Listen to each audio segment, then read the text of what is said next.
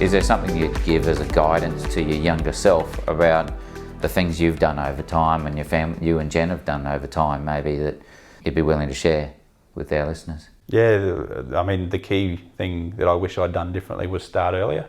I mean, I know that sounds pretty obvious and most people probably say the same thing. I really wish I'd started a lot earlier. And then the other one was to spend the time.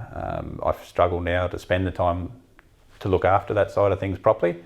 But yeah, focus on that a little bit earlier, of having things set up properly. And probably the one I talked about of the partnership that I had with the guys in Melbourne and how that would have all worked out. Some advice on how to set that up and some advice on how to structure it at the time would have been much more beneficial financially to me than what it was. So they're probably the key things that I'd think of in that area. Yeah, and certainly I think it's a common story. Finding the right advice is not always easy, and finding people you can trust to provide you who that might be is probably one of the key things that I see.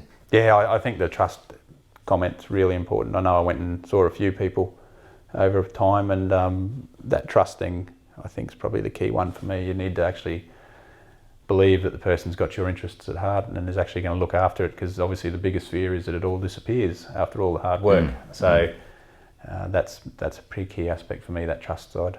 Yeah.